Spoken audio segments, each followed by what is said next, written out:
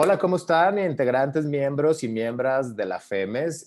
Un gusto de nuevo que estén con nosotros acompañándonos en esta serie de entrevistas a sexólogos y sexólogas que consideramos reconocidos, pioneros, pioneras que han aportado pues a cosas pues muy importantes que la gente más joven y más para la gente que va ahorita dirigida estas entrevistas, que es a los más jovencitos que van entrando a la federación.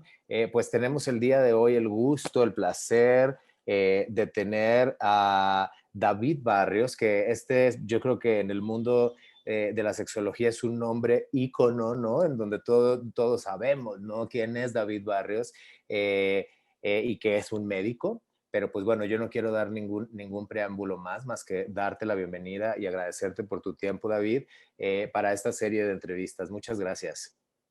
Gracias a ti, Juan Antonio, por tan gentil presentación. Eh, Creo que todo el mundo sabe que me encanta la sexología, la psicoterapia y la medicina, pero lo mío es la vanidad. Así que muchas gracias, Juan Antonio, por esa Muy bien, presentación. muy bien, muy bien. Oye, David, y pues bueno, la pregunta que le hemos venido haciendo, que nos da muchísima curiosidad, es esta parte más humana tuya. Digo, nosotros sabemos que has escrito libros, sabemos que tienes una trayectoria así súper extensa, pero pues nos gustaría que nos compartieras más qué te motivó a ser sexólogo. O sea, ¿cuáles fueron las ideas así de jovencitito que eras y que decías, voy a estudiar sexología? ¿Qué fue lo que más te motivó?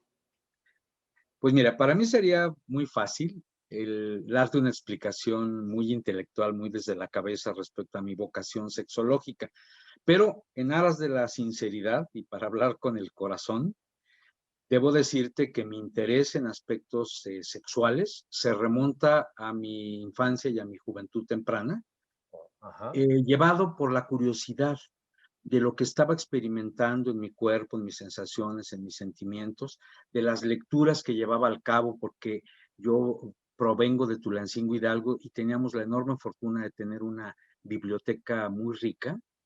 Y entonces yo hojeaba revistas, libros. Tuve un hermano mayor que fue médico, mi mamá fue enfermera y partera, y entonces yo abrevaba de esa información y veía, por ejemplo, esquemas anatómicos y ciertas explicaciones que empezaron a generar mucho interés desde temprana edad, como he dicho. Recuerdo profundamente que existía una revista de divulgación llamada Luz, LUZ, que era la gran revista de divulgación sobre temas sexológicos escrita en español, pero originada en los países anglosajones. Ahí escribían Masters y Johnson, Albert Ellis, creo que Helen Kaplan llegó a colaborar, y yo muy tempranamente empecé a tomar contacto con todo eso. Ahora, pasaron muchos años, Juan Antonio, tuve que estudiar primero medicina para entonces percatarme que había otras formas ya más académicas, más formativas, de llegar al campo sexológico. Pero eso ya sería como mi fascinación por el estudio científico, emocional, actitudinal de la sexología. Ay, pues, pero por ejemplo, así desde tan chiquito, porque fíjate, luego yo creo que como que nos pasa mucho a los que somos sexólogas y sexólogos, que como que la especialidad no la toman todavía tan en serio, no sé, o sea, como que hay mucha gente, ¿no? Que de repente te preguntan, oye, pero para ser sexólogo tienes que ser médico o para ser sexólogo tienes que ser, o es una especialidad así. Y ahorita que lo que acabas de decir me parece muy interesante porque dices, desde chavito por mis percepciones y por mis emociones, ¿no? Fue que se me prendió la chispa. O sea, por ejemplo, tú desde que estudiaste medicina, que estudiaste en la UNAM, tengo entendido, ¿no? Sí.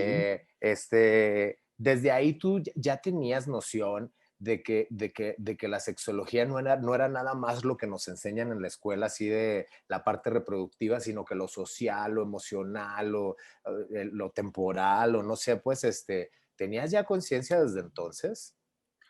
Creo, Juan Antonio, que era algo más intuitivo que intelectual. No tenía una plena conciencia de toda la gama de transdisciplinariedades, la enorme gama de posibilidades multitemáticas y multicientíficas y actitudinales.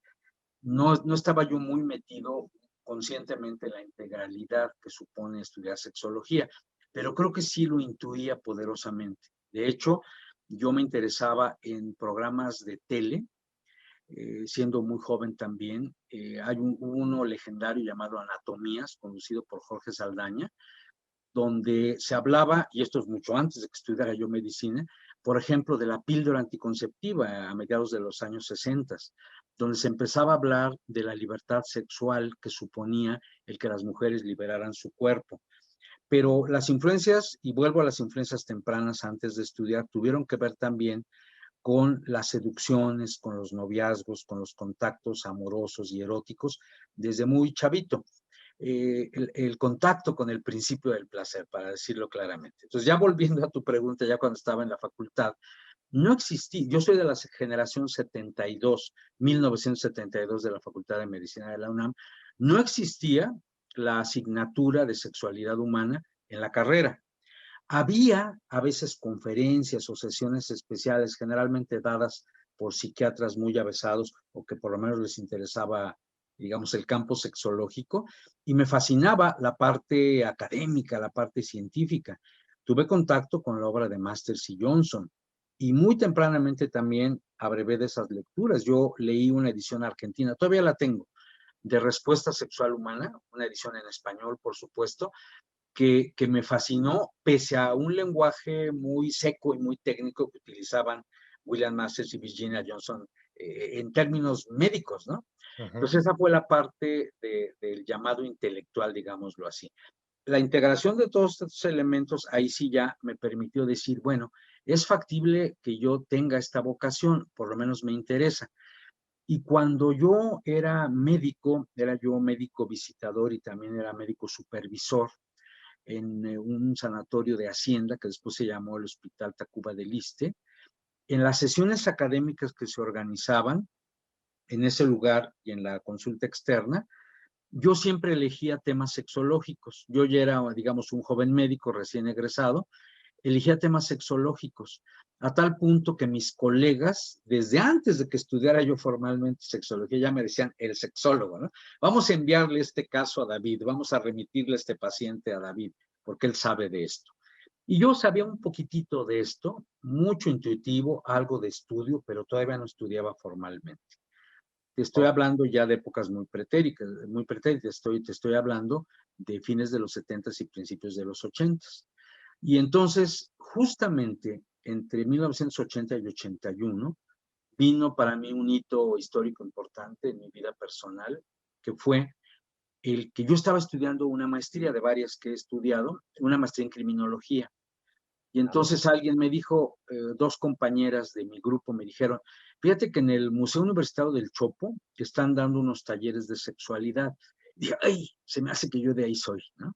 Y me lancé por ahí de, repito, oye, David, ¿y quién daba esos talleres en aquella época?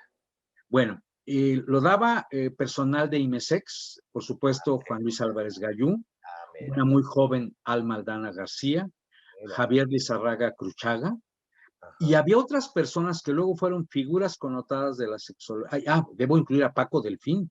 Paco Delfín fue el primer sexólogo que me dio clase ahí en el Museo ¿A Universitario del poco? Chopo. Qué padre. Aunque somos casi contemporáneos, pero Ajá. él fue mi profe ahí. Y como te podrás imaginar, estos y otros profes, me fascinó su enfoque, me fascinó su manera de presentarlo. Aprendí una antisolemnidad que hasta entonces creo que manejo porque va con lo mío. Y finalmente eso me motivó para empezar a estudiar ya propositivamente y a dar cursos y talleres de educación sexual y sexología. El siguiente hito histórico es que estudié en IMESEX el proceso completo por algunos asuntos de disidencia, tanto ideológica como conceptual, como política, digámoslo así. Emigré, di las gracias, como se dice, y para entonces un grupo de personas que estábamos estudiando psicoterapia, este dato puede ser interesante, recuerdo, por ejemplo, a Irma Oralia Garcidueñas, que había estudiado en IMESEX, a Juan Miguel Valdés Becerra, que fue compañero transitoriamente mío en IMESEX, recuerdo a Trudy Navarro, recuerdo a eh, eh, mi memoria es flaca ahorita, pero ahorita me voy a acordar. Víctor Velasco, por supuesto, Estos compañeros, compañeras de los que te estoy platicando, decidimos formar una especie de círculo de estudios. Ya para entonces yo era un muy joven director o jefe de enseñanza de la Clínica de Especialidades Cuitláhuac del Iste. Era nuestro lugar de encuentro y ahí nos juntábamos las personas en ese entonces muy jóvenes a platicar sobre sexualidad y a ofrecer cursos y talleres de sexualidad. Ese grupo finalmente fue el núcleo a partir del cual fundamos la Sociedad Mexicana de Sexología Humanista Integral, la célebre SOMESI, Messi, sí. la cual es una de las instituciones fundadoras de la FEMES, de ahí la vinculación con este tema. Y lo comento, Juan Antonio, porque SOMESI para mí, que lo llevo en el alma, en el corazón y lo recuerdo constantemente, SOMESI fue un gran laboratorio experimental, válgase la redundancia, en el mejor sentido del término, porque inventamos modelos, inventamos modos de dar clase, maneras de sensibilizar. De manera concomitante seguíamos estudiando psicoterapia con enfoque humanista, de ahí el nombre Sociedad Mexicana de Sexología Humanista Integral. Integral. Y a partir de todo ello que te estoy comentando ahorita, se fue originando una manera de ver y de hacer las cosas que para mí fue la gran escuela. Ya después vinieron otros cursos formales, entrenamientos, capacitaciones, certificaciones, muchas otras cosas, pero si yo te dijese, ¿dónde encontraste una vocación y la desarrollaste? Indudablemente en la SOMESI, Fue ahí. de la cual yo fui su primer presidente. Anda, qué padre. Oye, David, y por ejemplo, aquí nos estás hablando de la década de los ochentas primeros, ¿no? Sí, de mediados de los ochentas. ¿Cómo veías tú la sexualidad en ese entonces? Porque han pasado desde entonces 50 años, ¿no? Ochentas, noventas, 2000, no, 40 años. Sí, sí, sí. ¿Cómo la veías entonces? Por ejemplo, porque yo me digo, todas estas personas, digo, yo soy un sexólogo un poco más joven, ya ni tan joven, pero muchas de las personas que cuentas, pues también fueron maestros míos tiempo después y yo creo que tanto a mí como a sexólogos más jóvenes y estudiantes, el escuchar estas historias son como, pues súper lindas porque es oír hablar de las raíces de lo que nosotros vemos ahorita en México y que trabajamos y que seguimos ahí en la lucha y la gente más jovencita pues también. Entonces, por ejemplo, ¿cómo era, o sea, la sexualidad en ese entonces? Porque al final, digo, a mí me llama mucho, yo también soy médico, igual que tú, pero por ejemplo, también siento, digo, yo personalmente creo que nunca ni siquiera te lo he dicho ni en persona ni nunca, como que me identifico mucho pues por tener esta parte tan humanista, ¿no? Yo siempre le digo, yo le digo el ser un médico no tan médico, ¿no? O sea, Sí. por todo lo interdisciplinario que demanda la sexualidad. Pero de repente, esas son las preguntas, o sea, ¿cómo te fuiste amoldando a lo que conoces ahora y cómo era antes, esas pláticas, esas reuniones ahí en el ISSSTE, ¿no? O sea, Sí. Mira, debemos recordar, tu público, nuestro público debe recordar que estamos hablando de una época en la que no había internet, en que la comunicación no era expedita, en que para poder acceder a información publicada en líneas Ágata, en libros, en revistas, en papers, en gacetas, etcétera, podían transcurrir meses o años para que nos sí, pudiéramos enterar.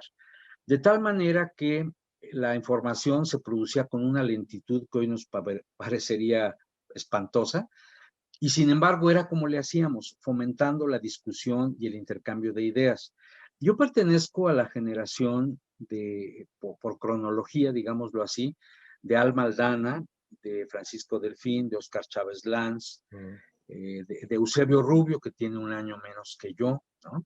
ujú, De esa generación de compañeras y compañeros que teníamos que ir a fuentes originales. Generalmente no había textos en español hechos por mexicanas y mexicanos, y para poder eh, estudiar, para poder tener elementos de discusión, era sumamente difícil. Ahora bien, teníamos la enorme ventaja de que todo estaba por construirse, de que todo estaba por elaborarse, de que muchos saberes y muchas habilidades las inventamos nosotros, o las tropicalizamos. Por ejemplo, los métodos de enseñanza en educación sexual Les dimos una renovación absoluta a merced a nuestras necesidades concretas. La terapia sexual clásica, la de Masters y Johnson, la de Helen Kaplan, igualmente la enriquecimos con cosas que se nos iban ocurriendo, sensatamente, por supuesto, y que las estábamos experimentando continuamente con buen éxito. Entonces, teníamos la desventaja de la escasez informativa y del largo tiempo que transcurría para enterarnos de los avances científico-técnicos, por ejemplo, pero por otro lado estaba la enorme creatividad que nos imponía el momento. Por esa razón, muchos ejercicios de sensibilización, muchas experiencias o técnicas para la disfuncionalidad erótica, muchos modos de abordaje, los construimos prácticamente de la nada, pero teníamos que estar estudiando a la distancia, digamos, e innovando continuamente. De hecho, a mí a veces me da mucha satisfacción ver que personas incluso de tu generación o hasta más jóvenes que tú, de que de pronto instrumentan una dinámica que inventamos en Somesi o que la inventaron en Invisex o que la inventaron en AMSAC, en fin, o de que una propuesta teórico-conceptual fue producto de esos laboratorios de discusión intensa entre nosotras y nosotros. Ese era más o menos el ámbito. Ahora, recordemos que no prendía fuertemente la segunda ola del feminismo. Recordemos que los derechos sexuales de las mal llamadas minorías sexuales estaban muy incipientes. Sí. Recordemos que la homofobia, la transfobia, la discriminación hacia distintas orientaciones erótico-afectivas e identidades estaba también muy incipiente la lucha por esos derechos y que en un momento determinado la censura, la participación de la derecha conservadora, de algunas jerarquías eclesiásticas y de ciertos políticos se oponían radicalmente a la educación sexual formal en ciertos ámbitos, en otros no. Entonces batallábamos mucho con eso. Teníamos también, por supuesto, que hacer pronunciamientos políticos, teníamos que hacer, pues de alguna manera, plantear nuestras posturas de apertura en aquel entonces, y así vamos llegando poco a poquito a un año que para mí fue clave en muchos sentidos, y aunque no me has preguntado, si quieres te lo platico. No, por ¿Cómo fue supuesto. que empezamos a interactuar entre nosotras y nosotros? Porque fíjate que cada quien fundaba sus grupos y andábamos desbalagados. Pero todos confluíamos, aquí hablo de los años 93-94, 1993-1994, todos confluíamos en los espacios de radio que tenía Patricia Kelly, nuestra admirada Patricia Kelly. Sí, sí, Se sí. transmitió un programa en la vieja Radio Red, que era creo que de 11 a 12 de la noche, y fíjate qué curioso, ahí desfilábamos todas y todos, pero no interactuábamos. Entonces, en una ocasión, Patricia Kelly, en noviembre de 1994, me dijo, oye, hay un sexólogo que yo invito mucho, se llama Eusebio Rubio, que quiere hablar contigo y dice que es algo muy urgente.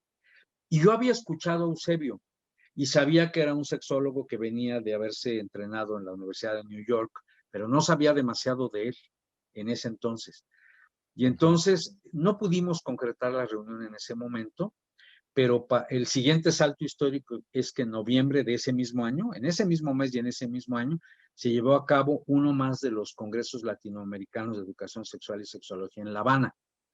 Yo estaba quitadísimo de la pena en mi habitación de hotel, creo que preparando una ponencia o algo así para participar en el congreso, cuando de pronto irrumpe una pequeña multitud. Recuerdo a Raúl Miranda, al propio Eusebio, a Alma Aldana, a otras compañeras y compañeros de otras instituciones, e iban a comunicarnos a los hospedados ahí que se iba a hacer una asamblea con la provisión o con la idea de ver si podíamos empezar a platicar para conformar una asociación mexicana de sexólogas y sexólogos.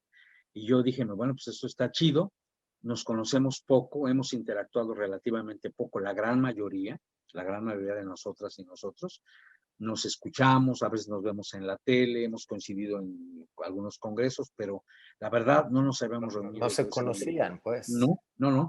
Y entonces se llevó a cabo la reunión en el Hotel Neptuno de La Habana, Cuba, De La Habana. donde se surgió la idea primigenia, y yo le atribuyo mucho de este mérito sobre todo a Eusebio Rubio, una figura central también fue Esther Corona, por supuesto, Y ahí empezamos a discutir, a interactuar, a planear cosas para lo que el año siguiente, 1995, cristalizó en la fundación de la FEMES, Federación Mexicana de Educación Sexual y Sexología, en la que la institución en la que yo estaba en ese entonces, la SOMESI, fue una de las fundadoras.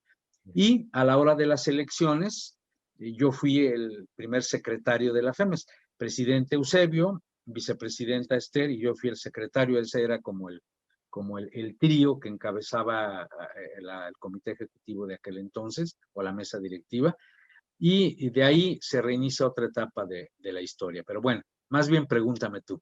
No, pues que se me parece muy curioso. Había escuchado algo de esta historia ya, pero ahorita como me lo estás contando tú, me parece muy curioso que tuvieron que ir a Cuba, todos los mexicanos, para iniciar la federación, ¿no? Fíjate, yo apenas conocía a quienes ya te dije, a las Ajá. sexólogas y sexólogos que me habían dado clase y a mis compañeras de la SOMESI y a antiguos compañeros de IMESEX, pero a ese congreso fuimos 116 mexicanas y mexicanos. O Fíjate sea, nomás. nunca había habido tantas sexólogas y sexólogos juntos en algún lugar de la República Mexicana, así que fue extraordinaria la experiencia No, y pues de ahí para el Real, como decimos. pero, por ejemplo, así como lo estás contando, ¿qué crees que pasó? O sea, porque siento que hay como muchos sexólogos contemporáneos de esa época, pues Alma Aldana, Paco Delfín, Esther Corona, Eusebio Rubio, tú mismo, o sea, que son pues personas que todos sabemos que son pioneros, ¿no? Pero ¿por qué en aquel entonces, si se tenía un fin en común, no se conocían? ¿Qué será? O sea, Mira, igual y yo, lo que dices de que no había internet o eso. mira, yo te voy a responder por mí, no sé qué piensen mis colegas. Yo creo que estábamos tan clavados en la textura, como se dice en la SOMESI, construyendo las propuestas de la sexología mexicana existencial humanista, que estábamos hiperconcentrados en eso. Y que no por falta de ganas, sino más bien porque estábamos involucrados en la gran laboratorio de construcción de la propuesta existencial humanista en sexología, que no se nos ocurría interactuar con los demás sexólogos del país, en el caso de Lazo Messi y en el caso mío. Ujú. Desde luego que sí había habido intentos anteriores de constituir gremio, uno muy importante de Esther Corona, otro muy importante en la realización del primer Congreso Nacional de Educación Sexual, organizado por la propia Esther, pero no había un esfuerzo gremial. Esto lo quiero subrayar, porque haz de cuenta que andábamos, como dije, desbalagados, cada quien en su rollo, y voy a decir algo autocrítico y crítico para nuestro gremio, estimulando nuestros egos. En otras palabras, queríamos brillar estelarmente en lo individual, como, como grandes señoras y señores estrellitas, pero no habíamos querido constituir gremio. Hay una parte de la sexología donde tenemos que ser autocríticos, que somos medio mamilas, seamos o no médicas o médicos, ¿no? Sí, Creo que sí. más los médicos y médicas, quienes lo somos. Pero había un poco esa egolatría, esa vanidad, ese decir, bueno, pues yo soy el mero chingón o la mera chingona. Sin embargo, Eusebio tuvo esa visión, esa es la verdad. Vamos a constituir gremio para conocernos, para hacer congresos y sobre todo para interactuar profesionalmente entre nosotras y nosotros. Y creo que le seguimos la corriente muy afortunadamente y con ideas sensacionales y estimulantes de Oscar Chávez, de Esther Corona, de Selma González Serratos, de Selma, sí. muchas compañeras y compañeras que ahorita solo por falta de memoria no cito, pero fuimos un buen conglomerado de personas, entonces todavía jóvenes, que le echamos mucho empeño a todo esto. Pusimos, como se dice, alma, vida y corazón. No todo en la constitución y desarrollo de FEMES, Juan Antonio, fue fácil. Sí, Hubo muchos problemas, sí, sí, sí. hubo disidencias, hubo discusiones acres. Nuestras reuniones para constituirnos como FEMES eran como reuniones de intensas discusiones donde no dormíamos prácticamente. Empezábamos a las 6 o 7 de la tarde y nos amanecíamos, y no Sí. precisamente por andar de parranda. Pero como diría Edith Piaf, yo no me arrepiento de nada. O sea, todo ese esfuerzo que hicimos, todo ese trabajo, ese empeño que le pusimos, esa energía que agregamos al esfuerzo colectivo, hoy cristaliza en la FEMES.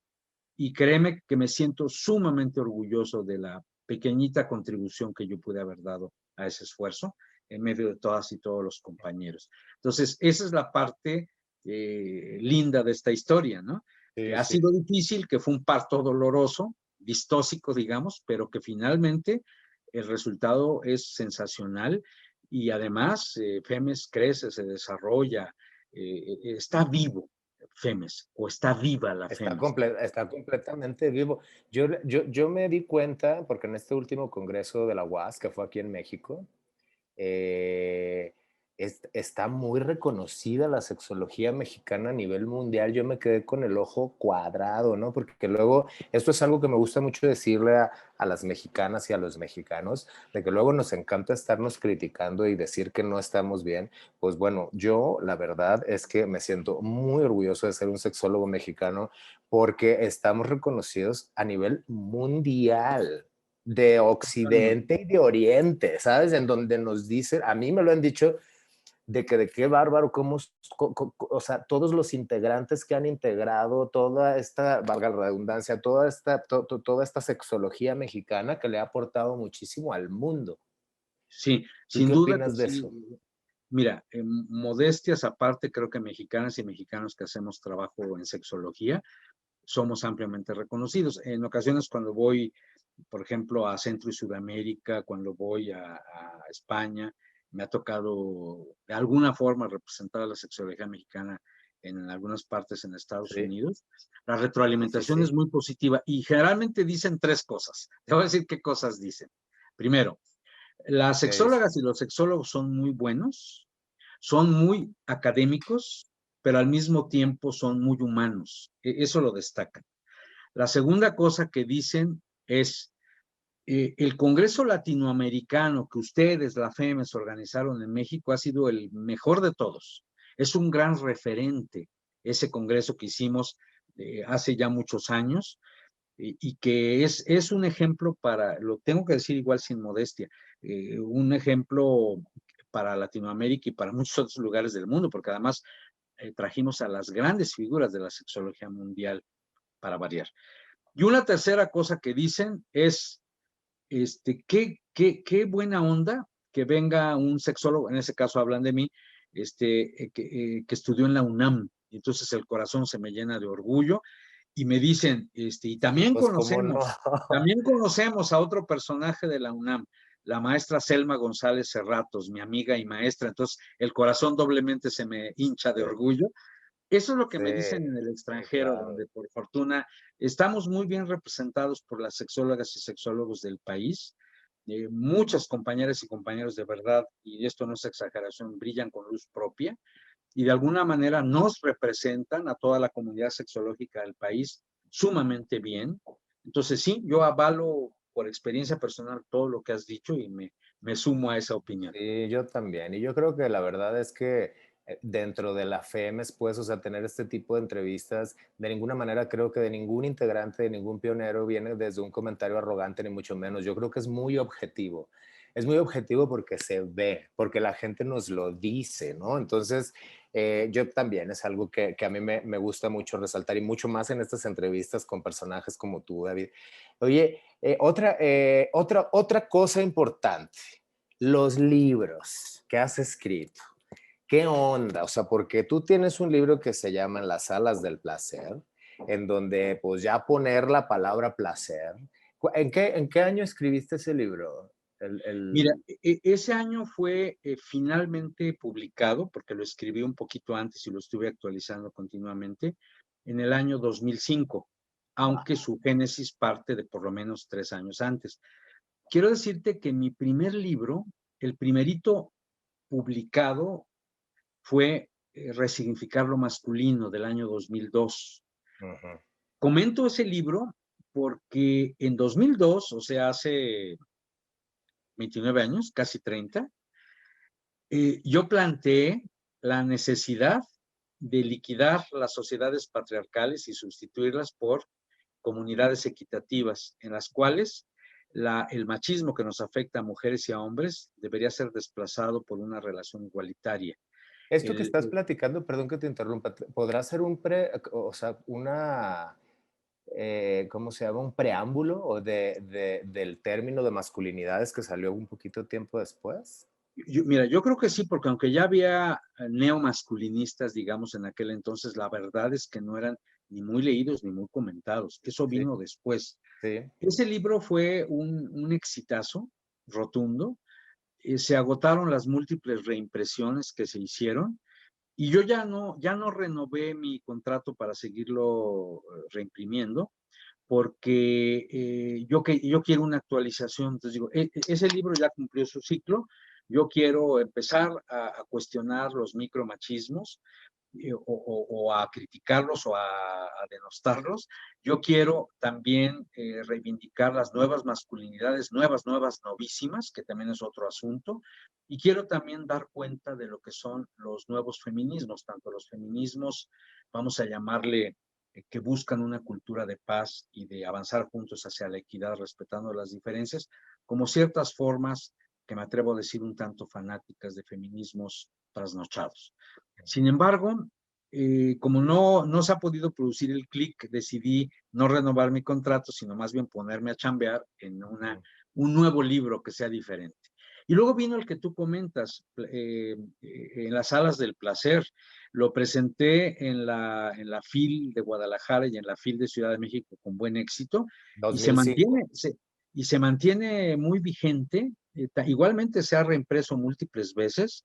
Y ahí el eje fue ese, Juan Antonio, con toda sinceridad, poner desde la portada hasta el contenido el placer como una fuente inagotable de salud física, emocional. Oye, eh, David, ¿y cómo te fue? O sea, porque siento que quieras que, o sea, es un título de un libro en donde en un país el placer, pues digo, ya sabemos que es un tema no muy fácil pues de desmenuzarlo, ¿no? O sea, porque todo el mundo podemos hablar del placer y el erotismo y todo esto, pero a la hora de la hora, ¿no tuviste problemas? ¿No tuviste consecuencias indeseables, aunque sean Mira, morales? te voy a decir dos cosas, una de signo negativo y una de signo positivo.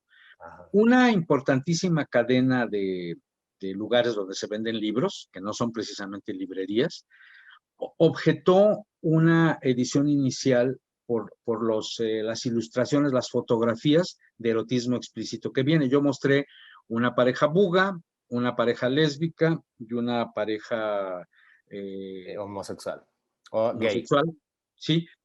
Con imágenes tomadas con fotografía y esa empresa dijo, bueno, para nosotros aceptar este libro y distribuirlo aquí, queremos que difuminen, como que le pongan algo que no se noten tanto las expresiones corporales de los protagonistas.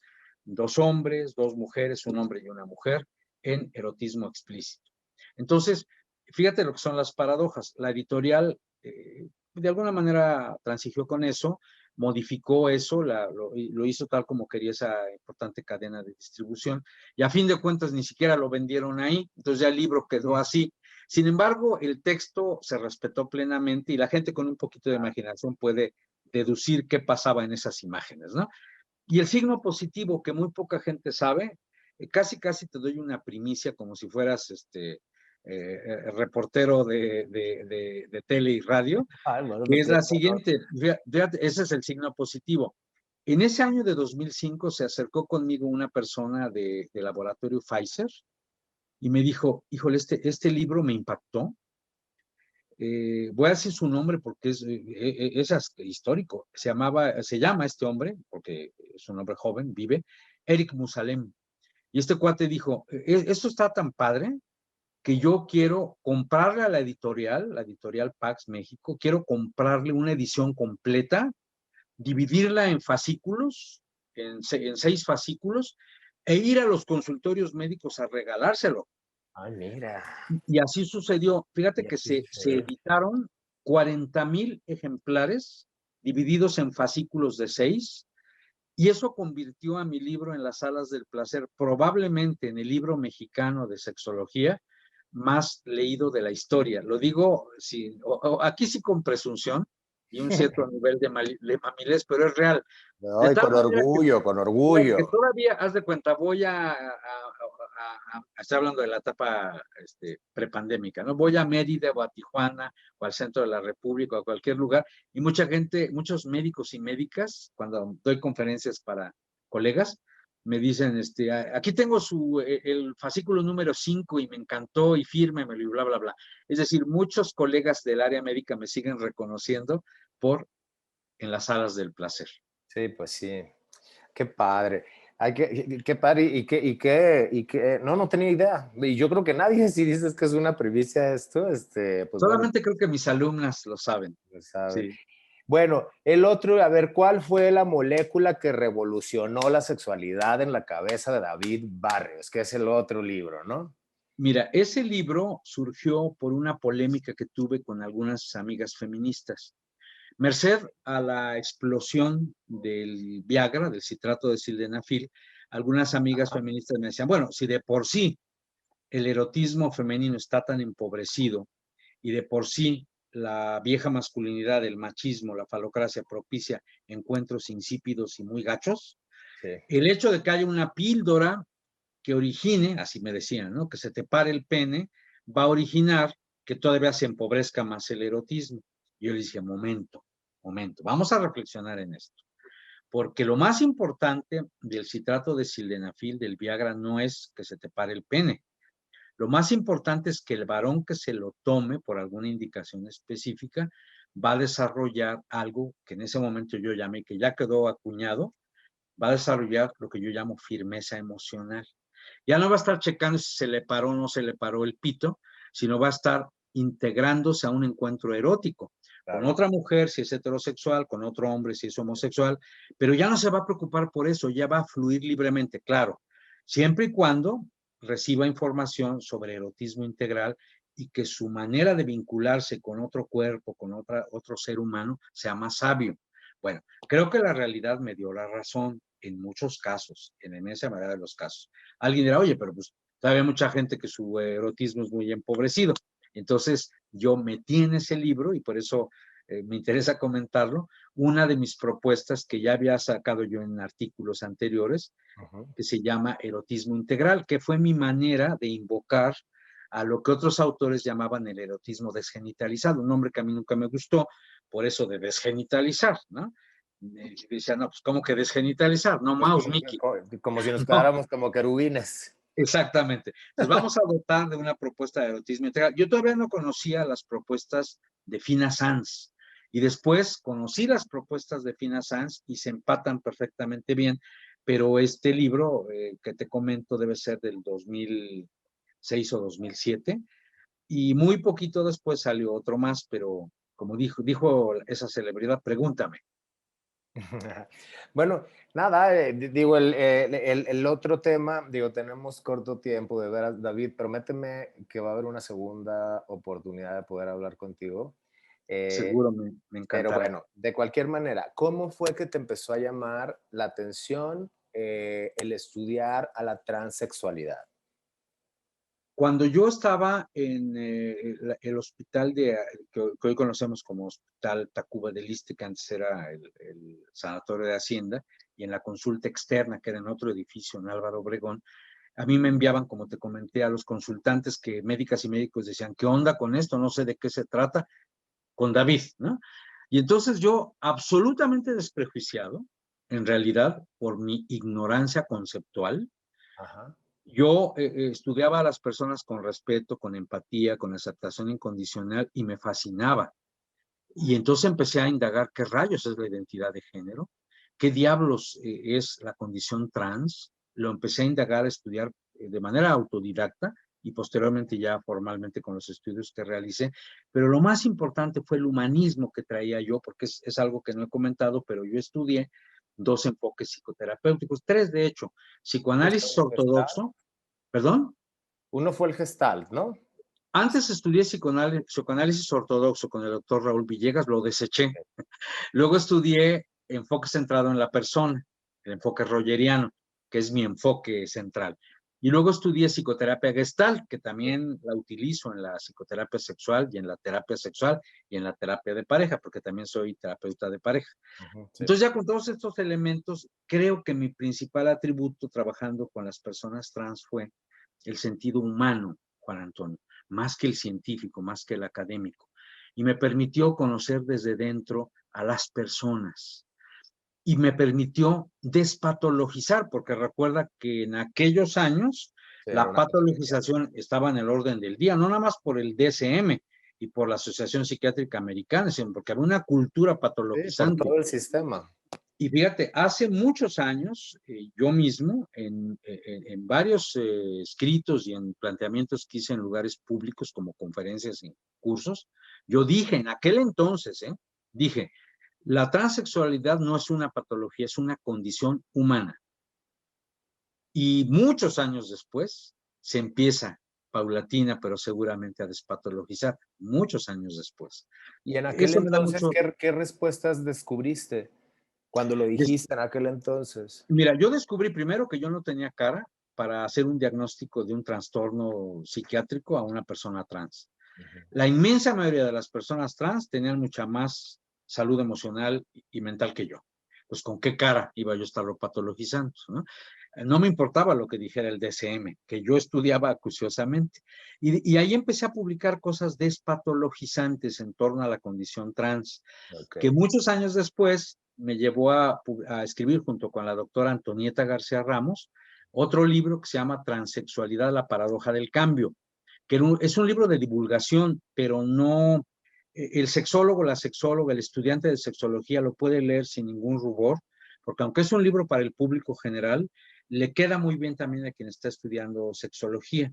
Y este libro también tuvo singular éxito, ediciones más cortas que los anteriores que te he relatado, pero también a mucha gente le ha servido. Hace poquito tiempo, transitando por la calle, con mi cubrebocas y todo, pero yo creo que me reconocieron por la pelona. Una señora y su no, marido me abordaron y me dijeron, doctor, infinitas gracias por este libro, porque nos permitió comprender mucho mejor a nuestra hija. sí, No sabes el orgullo, la no, satisfacción que sentí con eso. Eso, ¿cómo te diré? Es una satisfacción inenarrable, sí, de claro. que en algo haya yo podido contribuir a erradicar la transfobia de papá y mamá. Claro, no, claro. No, y yo creo que, digo, creo que puedo entender las sensaciones, ¿no? De cuando logras ayudar a una persona, ¿no? A que viva pues, su identidad sexual completa, ¿no? De manera positiva, pues eso para nosotros es así como, uf, ¿no? O sea, el mejor regalo, la mejor sensación, pues, que podemos tener. A ver, David, tú fuiste expresidente, eres expresidente de la Federación Mexicana de Educación Sexual y Sexología y digo, me quedan muchas cosas por preguntarte, pero por cuestión de tiempo no quiero dejar pasar en esta primera entrevista que nos cuentes cómo fue, o sea, cómo fue que te decidiste ser presidente, cómo fue tu experiencia aquí en la FEMES, si dejaste legados, si agarraste legados de alguien que estuvo antes, ¿cómo fue? Mira, es difícil sintetizarlo. Yo diría, y te lo digo con la mayor honestidad de la que soy capaz, que hubo claroscuros en mi gestión, pese a todo el empeño que el equipo que conducía a FEMES en aquel entonces puso. Mi vicepresidenta Almaldana y todo lo que hoy llamaríamos la mesa directiva o la mesa coordinadora de aquel entonces. Ok. Organizamos un muy brillante congreso en Boca del Río, Veracruz. Trajimos igualmente a muchos sexólogos y sexólogos de enorme prestigio mundial, pero toda la serie de lesiones económicas que a la tesorería de la FEMES le originó, causó también que tuviéramos que hacer muchos replanteamientos acerca de cómo se estaban haciendo las cosas, lo cual permitió más adelante, con renovadas ideas, garantizar el buen estado de salud financiero de la FEMES, cosa que por fortuna las últimas gestiones lo han podido conseguir. Ujú.